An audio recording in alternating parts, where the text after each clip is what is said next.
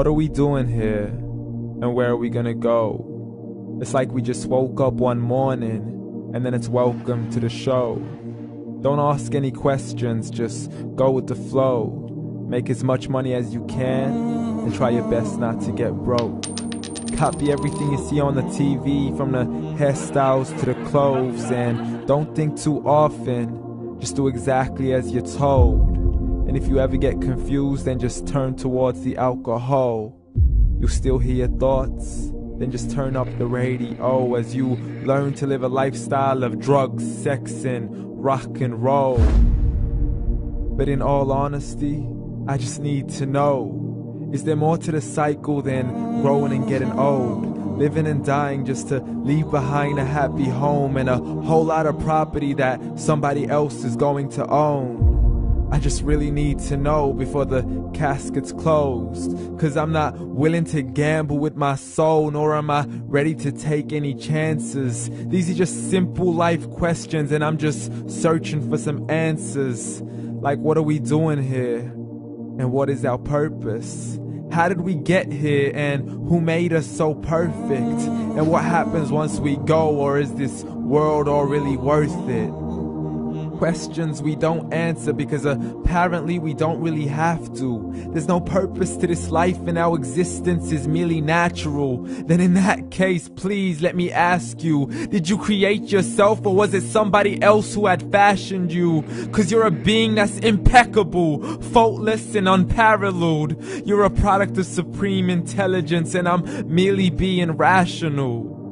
For there isn't a camera on this earth that can come close to the human eye, nor a computer that can compete alongside the human mind. And if the whole world was to come together, we wouldn't be able to create a single fly. So many signs, yet we still deny. As science tries to justify that all this could come from none, when it's a simple sum. 0 plus 0 plus 0 cannot possibly ever give you 1.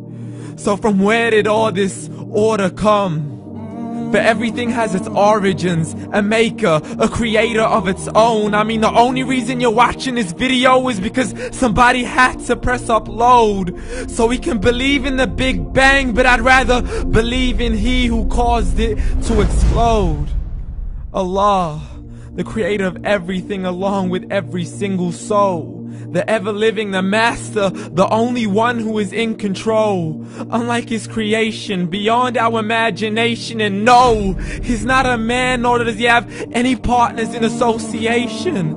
He's on his own. And no, he did not ever leave us alone.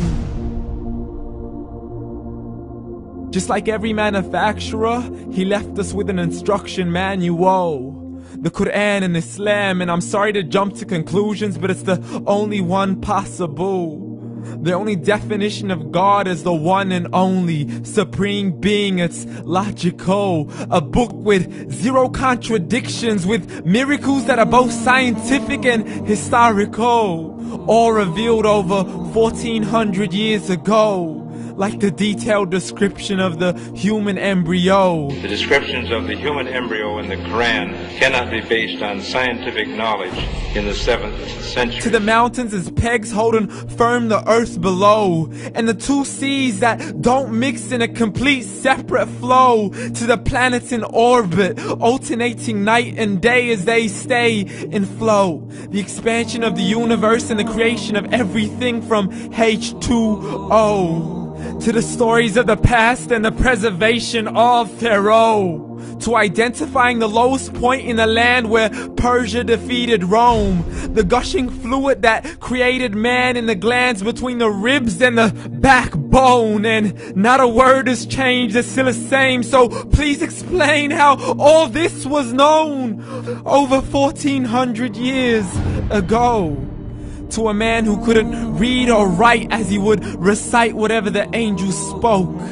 And if you still don't believe, please try to come up with something that's even close. But you can't, so we took God as a mockery and his messengers as a joke. Muhammad could not read or write.